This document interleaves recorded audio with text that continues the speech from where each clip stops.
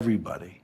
So how do we build such an economy? We have to decide as a nation that we want manufacturing, that we want prosperity and the good jobs and income that come with manufacturing. The only thing that matters to me is Flint, Michigan, Dayton, Ohio, and Buffalo, New York.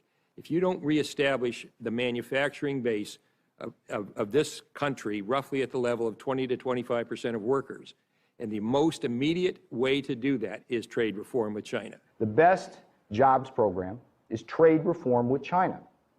And the argument is pretty simple. The gross domestic product grows with only four things: consumption, investment, government spending, and net exports. And when you run a trade deficit, the simple math of that is that that's a negative in terms of growth. I think the number one thing that the United States has to do is to move to say we're going to balance our trade. Look, if we had had balanced trade, you wouldn't have had a decade of a drag on GDP that amounted to almost a point per year, so of course we would be better off. Now people say, how do you do that? And I'm a young guy when President Kennedy said we're going to the moon. He didn't have a clue how to get to the moon. But we set it as a national goal, and we figure out how to do it because we're smart, creative people. And if we are to truly balance our trade, we cannot do it by boosting exports alone. President Obama says, let's export more. We're now exporting more than $100 billion a year in goods and services to China. But it isn't exports that matter. It's the difference between imports and exports. Exports are great, but if your imports grow more rapidly than your exports, there's a drain on demand for what Americans make. We get more unemployment, and the economy sinks into the kind of mess we're in. If you look at America today, we have a very fast-growing export sector. And people talk about how we're going to come back with exports. That's just all silly. America is going to come back from import substitution. We don't have to take over the world in exports.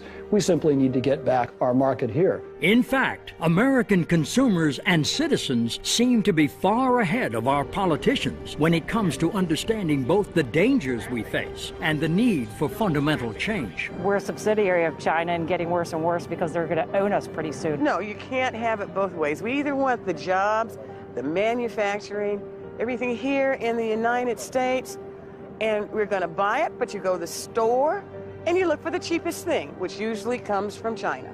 I do buy China stuff, but I'd prefer to buy American things. Why?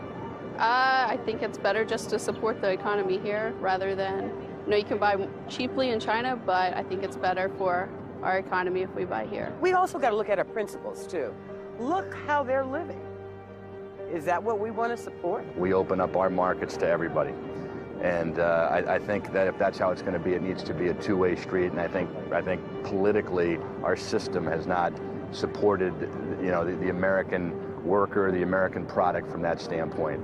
And perhaps the biggest reason our politicians are failing us is because they have truly forgotten the proper role of government. I used to debate a colleague of mine, my counterpart from the Chamber of Commerce, and he used to say to me, it's not my job to play Santa Claus to the workers or to paint my company green. It's my job to make money for the shareholders. And I agree with that. That is the job of corporations, but it is government's job to make sure that companies are doing that within a framework that makes sense. I think the field that we're playing on not only needs to be leveled, but I think everybody needs to be on one field. We're not even on the same field as the Chinese. We are paying very good wages. We're providing health care to our employees. We are in a regulated business as far as workplace safety for our employees. We pay our taxes gladly, and we cannot compete with a non-regulated workplace that pays their employees pennies and are allowed to import their goods into this country with no restrictions.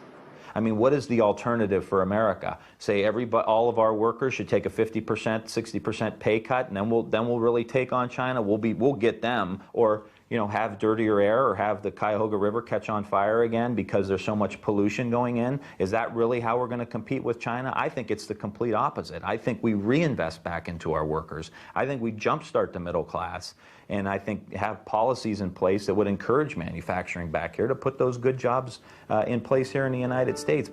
But even if we ultimately solve our economic problems, there will still be very difficult challenges ahead in the U.S.-China relationship. If tensions do rise, we must always remember this.